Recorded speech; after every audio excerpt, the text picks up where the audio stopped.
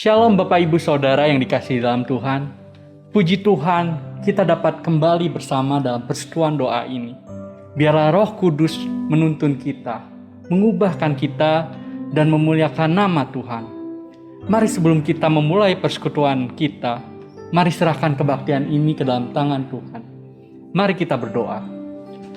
Bapa dalam surga, kiranya Tuhan, kami mengucap syukur kami dapat kembali beribadah dalam persekutuan doa pada malam hari ini Tuhan. Kiranya Tuhan berkati kami Tuhan. Berkati, bukakan hati kami, pikiran kami, agar kami dapat memuliakan-Mu Tuhan. Sertai ibadah kami pada malam hari ini Tuhan. Dalam nama Tuhan Yesus, kami berdoa mengucap syukur. Amin.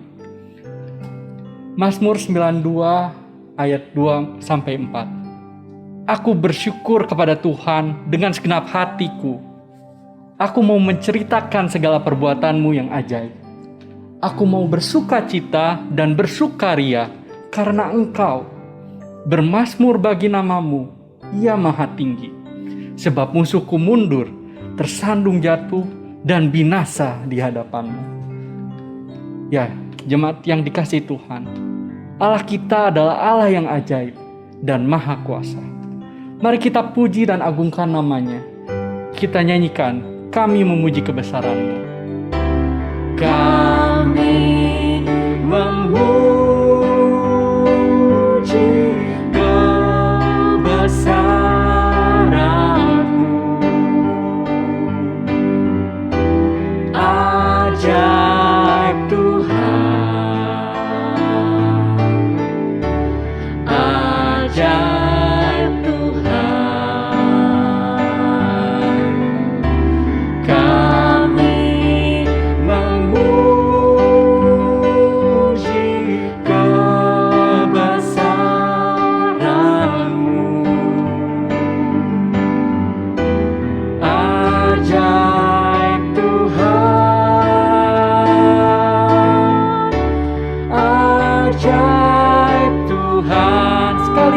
Kami memuji kebesaran-Mu. Kami memuji kebesaran-Mu.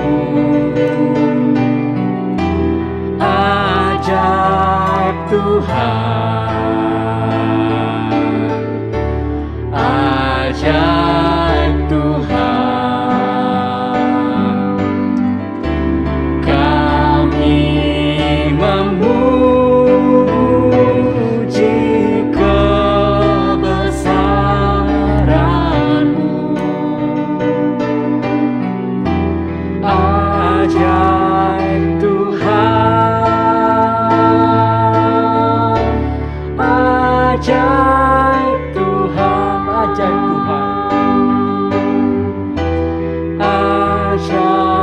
Tuhan.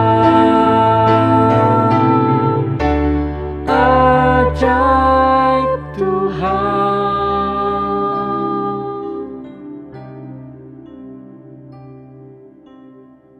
Mari jemaat-jemaat sekalian, mari kita membawa doa-doa kita kepada Tuhan. Minggu lalu, pada tanggal 15 Juli 2021, terjadi banjir bandang di Jerman dan Belgia.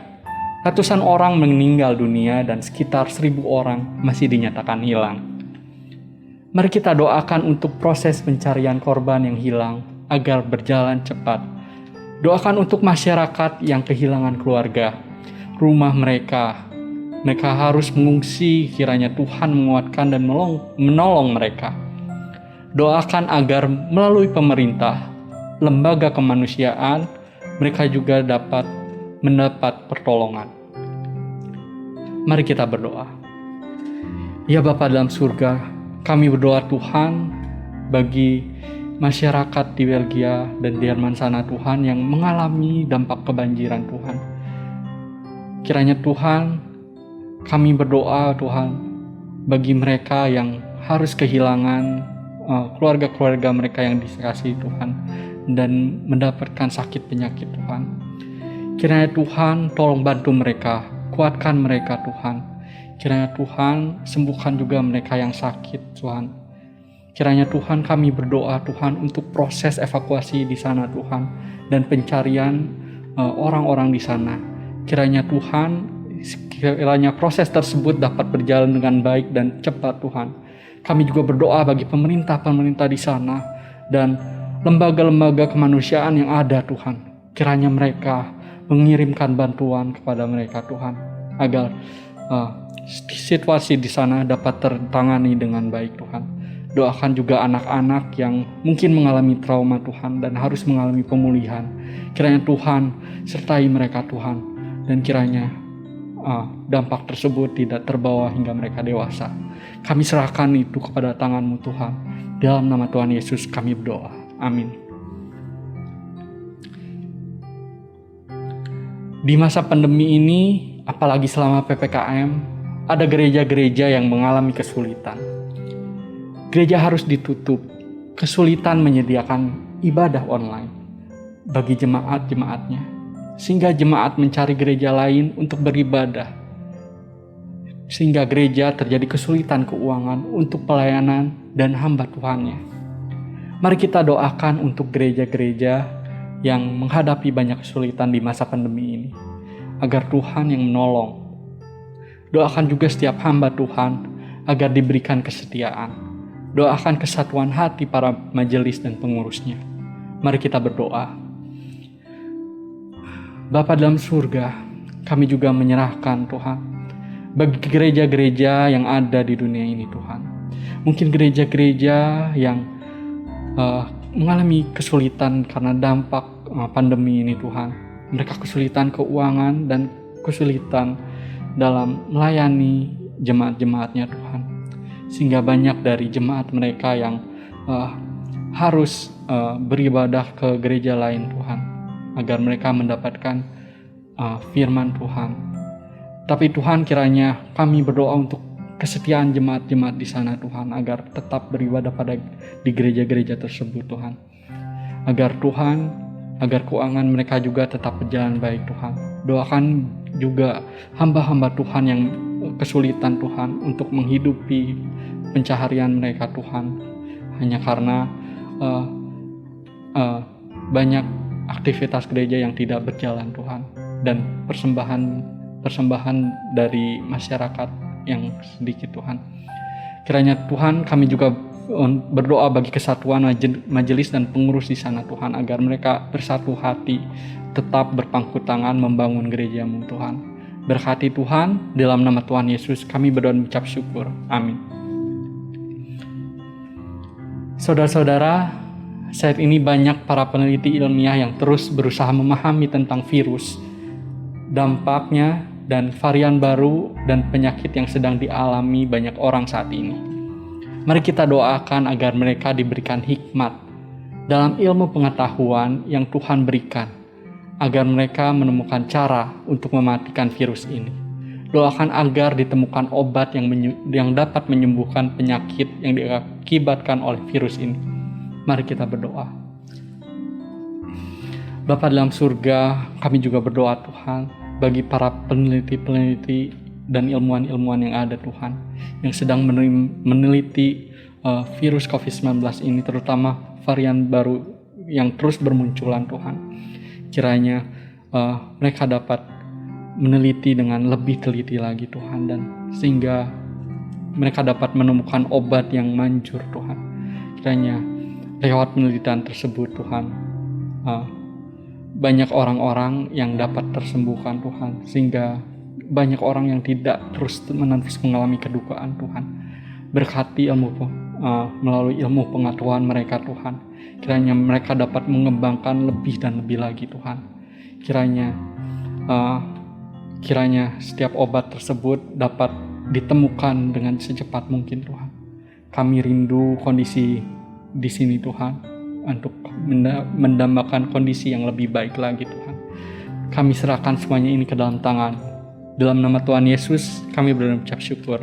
Amin. Sebelum kita melanjutkan pokok doa kita, saya mau mengajak kita semua untuk menyanyikan sebuah pujian, Jika Jiwaku Berdoa.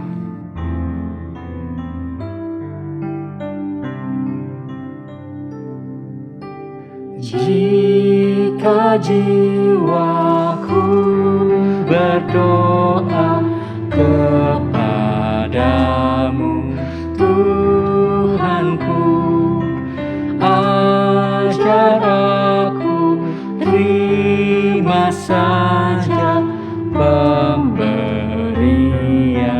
tanganmu dan mengaku seperti Yesus di depan sengsaranya. Jangan kehendakku Bapa, kehendakmu jadilah. Saudara-saudara, mari kita juga berdoa. Pertama, mari kita doakan jemaat yang sedang sakit, baik karena COVID atau sakit yang lain, agar Tuhan menopang mereka, menopang iman mereka agar tetap kuat di dalam Tuhan. Walaupun melalui sakit ini, mereka tetap melihat kasih Tuhan.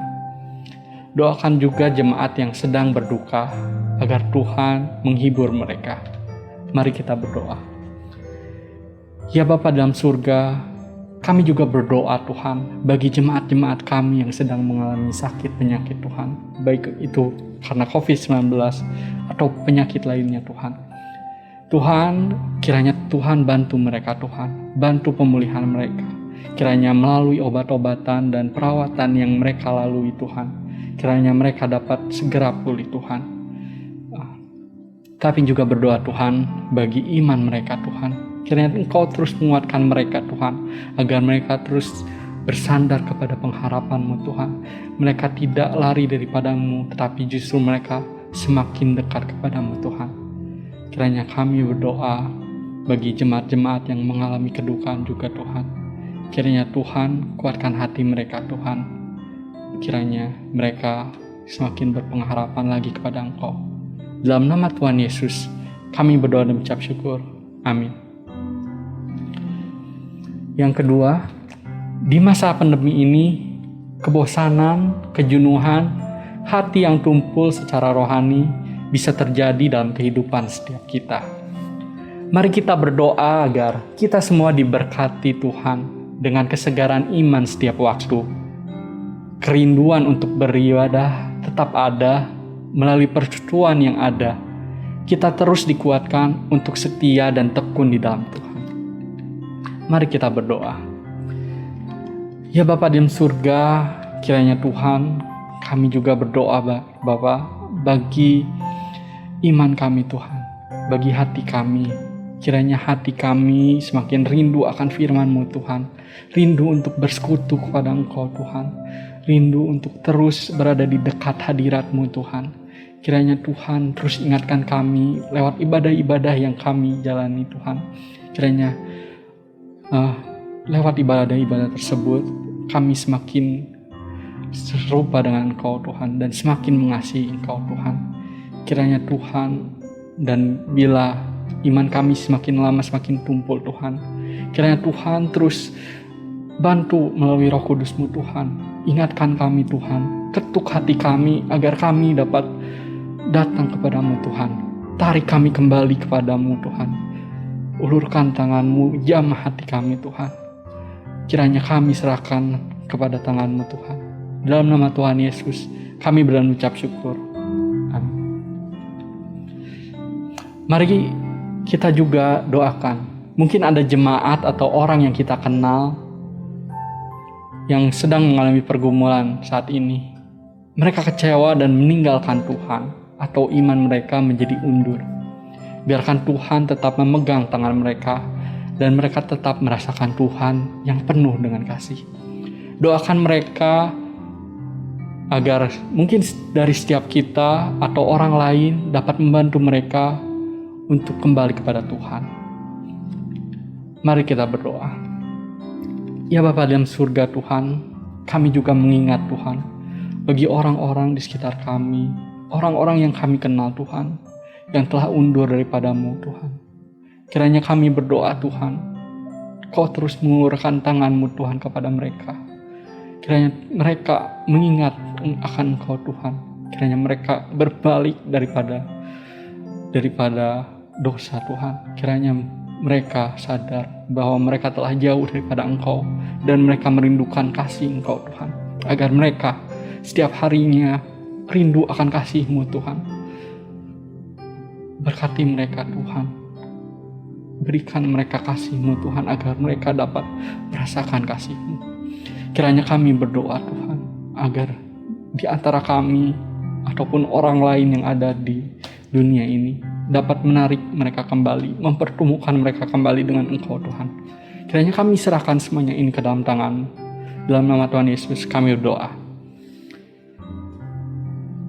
Lalu yang terakhir, setiap kita menghadapi pergumulan yang berbeda-beda, mari kita berdoa bahwa pergumulan pribadi kita kepada Tuhan dengan mengimani bahwa Tuhan yang penuh kasih selalu menolong kita. Mari kita berdoa.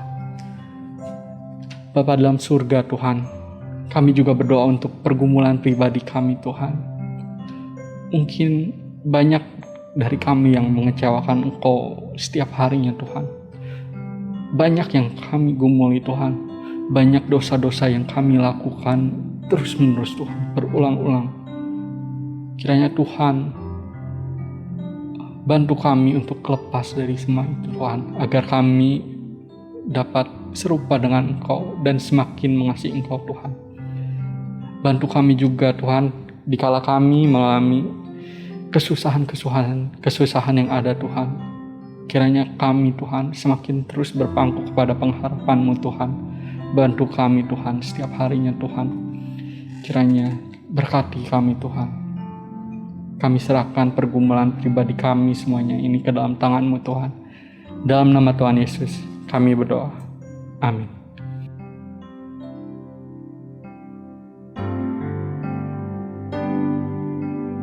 Aku cari penghiburan hanya dalam kasih-Mu, dalam susah di Kau saja perlindungan hidupku. Ku mengaku seperti Yesus di depan sengsaranya. Jangan kehendak-Mu Bapa, kehendak-Mu jadilah.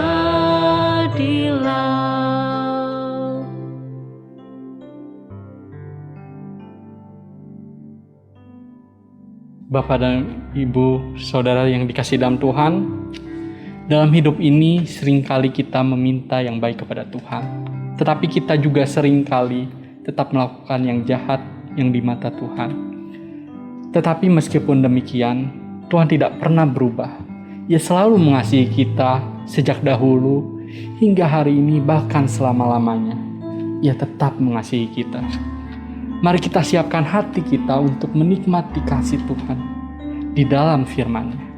Mari kita pujikan, ku siapkan hatiku.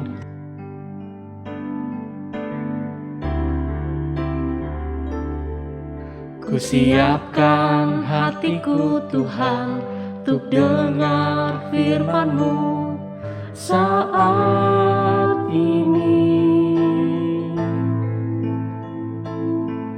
Ku sujud menyembah-Mu Tuhan, masuk hadirat-Mu saat ini.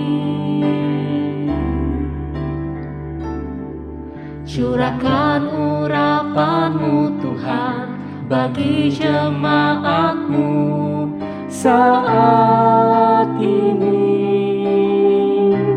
Ku siapkan hatiku Tuhan untuk dengar firman-Mu.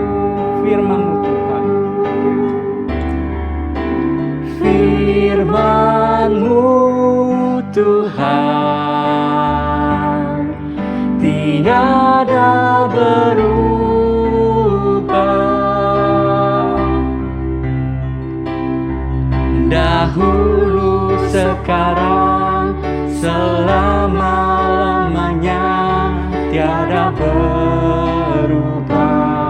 firman-Mu Tuhan. Firman-Mu Tuhan, penolong hidupku. Ku siapkan hatiku Tuhan, untuk dengar firman-Mu. Firman-Mu Tuhan.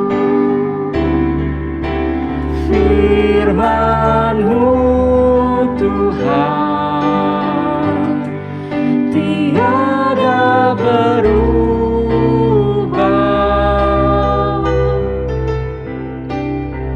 Dahulu, sekarang, selama-lamanya, tiada berubah.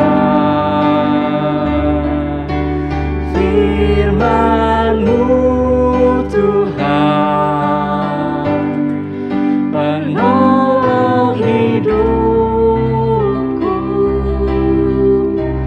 Kau siapkan hatiku Tuhan, untuk dengar firman-Mu.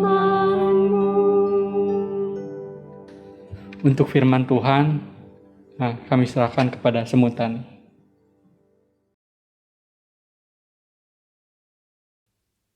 Selamat malam, Bapak Ibu yang kekasih. Kita bersama akan merenungkan firman Tuhan tentang perumpamaan penggarap kebun anggur. Mari kita tundukkan kepala, kita berdoa. Bapa kami dalam surga, ketika kami akan belajar firman-Mu, kami mohon Tuhan memberikan kami ketenangan hati, memberikan kami kerendahan hati, dan juga pengertian. Biarlah Allah Roh Kudus yang mengajar kami kebenaran-Mu ini. Di dalam nama Tuhan Yesus kami berdoa. Amin. Saudaraku, bila ada orang yang berutang sejumlah uang pada kita, atau meminjam suatu barang yang sangat berharga, yang sangat bernilai, dan yang sangat kita sukai, karena utang gak dibayar-bayar, pinjaman tidak dikembalikan, maka kita berinisiatif untuk ingetin. Siapa tahu dia lupa.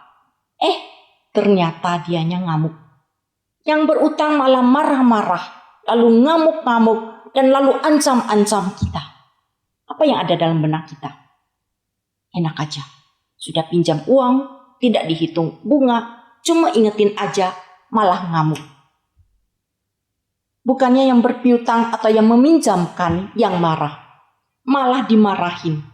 Keterlaluan tidak? Dalam perumpamaan kita yang akan kita baca bersama pada malam ini, kita akan menemukan hal yang serupa. Mari kita bersama membaca dari Lukas 20 ayat 9 sampai 19. Perumpamaan tentang penggarap-penggarap kebun anggur. Lalu Yesus mengatakan perumpamaan ini kepada orang banyak. Seorang membuka kebun anggur, kemudian ia menyewakannya kepada penggarap-penggarap, lalu berangkat ke negeri lain untuk waktu yang agak lama. Dan ketika sudah tiba musimnya, ia menyuruh seorang hamba kepada penggarap-penggarap itu supaya mereka menyerahkan sebagian dari hasil kebun anggur itu kepadanya. Tetapi penggarap-penggarap itu memukul hamba itu dan menyuruhnya pulang dengan tangan hampa. Sesudah itu ia menyuruh seorang hamba yang lain, tetapi hamba itu juga dipukul dan dipermalukan oleh mereka, lalu disuruh pulang dengan tangan hampa. Selanjutnya ia menyuruh hamba yang ketiga, tetapi orang itu juga dilukai oleh mereka, lalu dilemparkan keluar kebun itu. Ayat 13, maka kata tuan kebun anggur itu, apakah yang harus kuperbuat? Aku akan menyuruh anakku yang kekasih, tentu ia mereka segani. Tetapi ketika penggarap-penggarap itu melihat anaknya itu, mereka berunding, katanya, ia adalah ahli waris, mari kita bunuh dia, supaya warisan ini menjadi milik kita. Lalu mereka melemparkan dia keluar kebun anggur itu dan membunuhnya. Sekarang apa yang akan dilakukan oleh tuan kebun anggur itu dengan mereka? Ia akan datang dan membinasakan penggarap-penggarap itu dan mempercayakan kebun anggur itu kepada orang-orang lain. Mendengar itu mereka berkata, sekali-kali jangan. Tetapi Yesus memandang mereka dan berkata, jika demikian, apakah arti nas ini? Batu yang dibuang oleh tukang-tukang bangunan telah menjadi batu penjuru. Barang siapa jatuh ke atas batu itu, ia akan hancur, dan barang siapa ditimpa batu itu, ia akan remuk. Lalu ahli-ahli Taurat dan imam-imam kepala berusaha menangkap dia pada saat itu juga. Sebab mereka tahu bahwa merekalah yang dimaksudkannya dengan perumpamaan itu. Tetapi mereka takut kepada orang banyak. Ini merupakan hal yang biasa terjadi pada waktu itu. Seorang pemilik kebun anggur menyewa orang untuk menggarap kebunnya. Para penggarap membayar sewa dengan memberikan satu bagian hasil kebunnya pada pemilik yang akan dikumpulkan oleh para hambanya pada masa menuai. Ketegangan bahkan perselisihan yang tajam sering terjadi antara pemilik dan penyewa. Namun yang terjadi di sini, hamba yang diutus untuk mengumpulkan sebagian dari hasil kebun anggur sesuai perjanjian itu dipukul, disuruh pulang dengan tangan hampa. Kemudian pemilik mengirim hamba yang kedua, yang dia pikir ini lebih pandai berdiplomasi, mungkin berhasil. Tetapi hamba itu juga dipukul dan dipermalukan oleh mereka, lalu disuruh pulang dengan tangan hampa. Pemilik kebun anggur mengutus lagi hamba ketiga, yang mungkin lebih tegas dan berwibawa. Tapi orang itu juga dilukai oleh mereka, lalu dilemparkan keluar kebun itu. Maka kata tuan kebun anggur itu, "Apakah yang harus kuperbuat? Aku akan suruh anakku yang kekasih. Pasti mereka segan." Mungkin anak pemilik lebih dihormati dan direspek. Tetapi apa yang terjadi? Ketika penggarap-penggarap itu melihat anaknya itu, mereka berunding. Ini loh anaknya. Ia adalah ahli waris. Kita bunuh aja anaknya, supaya warisan ini menjadi milik kita. Lalu mereka lemparkan dia keluar kebun dan membunuhnya. Perumpamaan Tuhan Yesus ini secara tidak langsung menjawab pertanyaan pemimpin agama Yahudi tentang otoritasnya di dalam perikop sebelumnya yang telah dicatat di dalam ayat 1-8. Juga menunjukkan bahwa dia tahu tentang rencana mereka untuk membunuhnya. Karakter dalam perumpamaan ini mudah dikenali. Pemilik kebun anggur adalah Allah. Kebun anggur adalah Israel. Gambaran Israel sebagai kebun anggur telah sering dipakai di dalam perjanjian lama. Dalam Yesaya 5:1-7 mencatat nyanyian tentang kebun anggur. Kekasihku itu mempunyai kebun anggur di lereng bukit yang subur. Yang mencangkulnya, membuang batu-batunya, menanamnya dengan pokok anggur pilihan. Yang mendirikan sebuah menara jaga di tengah-tengahnya dan menggali lubang tempat memeras anggur. Lalu dinantinya supaya kebun itu menghasilkan buah anggur yang baik. Tetapi yang dihasilkannya ialah kebun anggur yang asam. Dan seterusnya. Sampai ayat 7 dikatakan, "Sebab kebun anggur Tuhan semesta alam, ialah kaum Israel dan orang Yehuda, ialah tanam-tanaman kegemarannya. Dinantinya keadilan, tetapi hanya ada kelaliman. Dinantinya kebenaran, tetapi hanya ada keonaran." Kemudian kita melihat karakter lain, yaitu penggarap kebun anggur. Itu adalah para pemimpin orang Israel. Hamba adalah para nabi yang dikirim pada Israel. Sang anak adalah Mesias, Yesus Kristus, dan orang lain adalah orang non-Yahudi. Dengan mengenali karakter dalam perumpamaan ini, para pemimpin yang mendengar langsung mengerti bahwa merekalah yang dimaksudkannya dengan perumpamaan itu. Bila kita tahu bahwa kita disindir dan kita tahu bahwa kita salah, ada dua kemungkinan yang terjadi. Pertama, menerima. Yang kedua, marah. Mereka marah dan berusaha menangkapnya pada saat itu juga, tapi mereka takut pada orang banyak. Tuhan tahu rencana jahat mereka, dan Dia menyatakan penghakiman yang menanti mereka. Kenyataan bahwa pemilik anggur tidak langsung menghukum para penggarap kebun anggur menunjukkan sifat panjang sabar yang dimilikinya. Hal ini menggambarkan Allah yang telah dengan sangat sabar menghadapi umatnya. Selama berabad-abad, Tuhan sabar. Sekalipun mereka keras kepala, Tuhan sabar. Sekalipun mereka menolak teguran, Tuhan tetap sabar. Dan terakhir, pemilik mengirim anaknya untuk mengumpulkan hasil dengan harapan mereka akan menghormati dan respect. Kita melihat di sini sifat Allah kita panjang sabar di dalam memperhatikan dan merawat umatnya. Perumpamaan tentang penggarap kebun ini juga menjelaskan mengapa Allah melebarkan berkat dan anugerahnya. Israel bukan lagi pusat dari pemberian berkatnya karena mereka tetap keras kepala dan terus menolak usaha Allah untuk membawa mereka kembali ke jalan yang benar. Mereka bersikeras untuk memilih jalan mereka sendiri. Janji bahwa berkat ini akan dilimpahkan pada orang non-Yahudi atau orang kafir tercatat di dalam Roma 11, di mana Paulus menggunakan imagery pokok anggur untuk memaparkan rencana Allah ke depan. Paulus menyatakan bahwa sekalipun ranting asli telah dipotong, mereka akan dilekatkan kembali. Kemudian, di dalam Roma 11, 14-15, 26-27 maupun 29-32 terus membahas hal ini. Dengan kata lain, ranting non-Yahudi atau kafir yang telah dilekatkan pada pokok anggur ini harus dengan setia mengikuti Allah. Karena jika Allah dapat mengerat ranting asli yang tidak setia, maka ranting yang dilekatkan padanya, yaitu kita, akan dikeratnya pula. Kita mendapat hak istimewa menjadi ranting dari pokok anggur yang benar. Seharusnya membuat kita rendah hati, bukan sombong. Penekanan lain yaitu di dalam Lukas 20 ayat 17. Mengutip Mazmur 118 ayat 22. Di sana dikatakan batu yang dibuang oleh tukang-tukang bangunan telah menjadi batu penjuru. Yang benar ditolak oleh yang lain akan ditinggikan oleh Allah sebagai figur utama. Jika Allah meninggikan batu yang dibuang oleh tukang bangunan menjadi batu penjuru, batu ini akan menjadi fondasi dari suatu bangunan. Maka sangat salah jika melawan batu penjuru yang menjadi fondasi tersebut. Perlawanan terhadap Tuhan Yesus semakin intens karena mereka tahu bahwa Tuhan Yesus menentang mereka seperti yang dia lakukan sebelumnya di dalam bait Allah.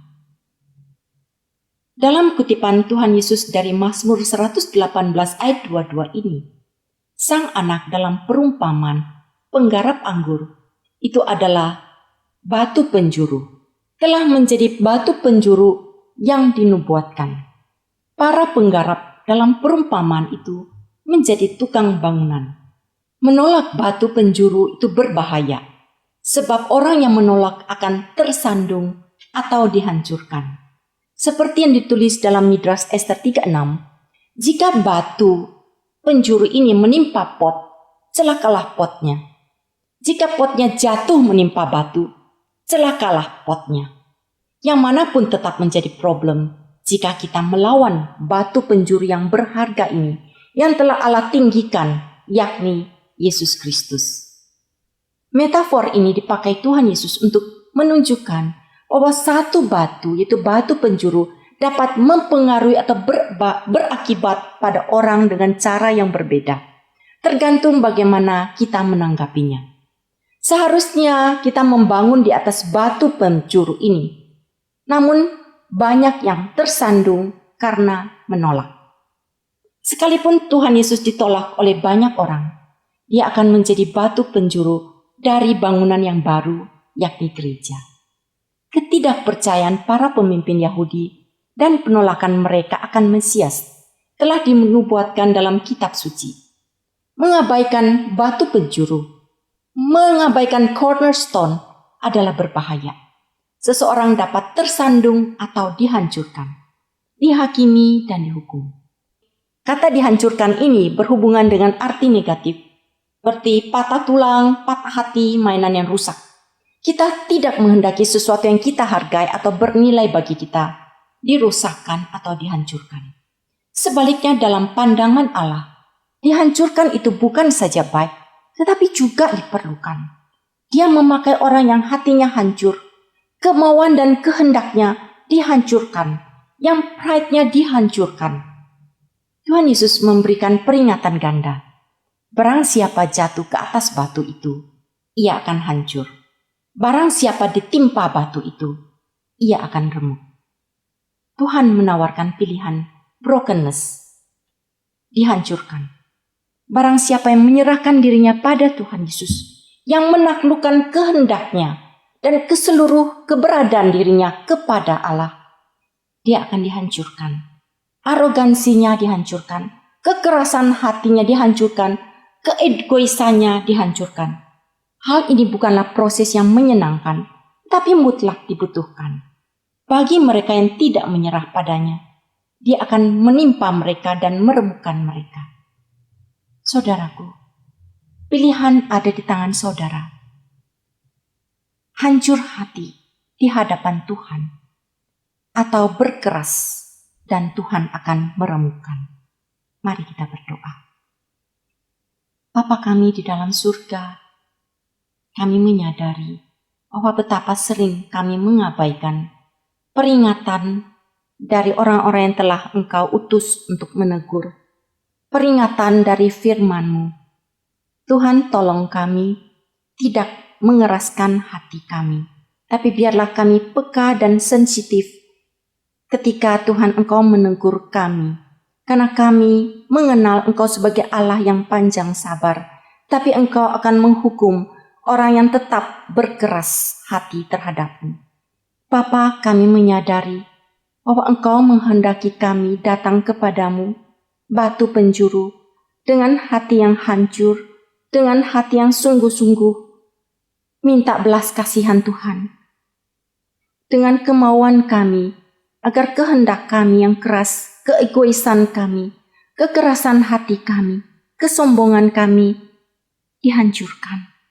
Bapa, ini tidak mudah, tapi biarlah Engkau menolong setiap kami. Di dalam nama Tuhan Yesus, kami berdoa. Amin. Sampai di sini persekutuan doa kita pada malam ini. Tuhan Yesus memberkati.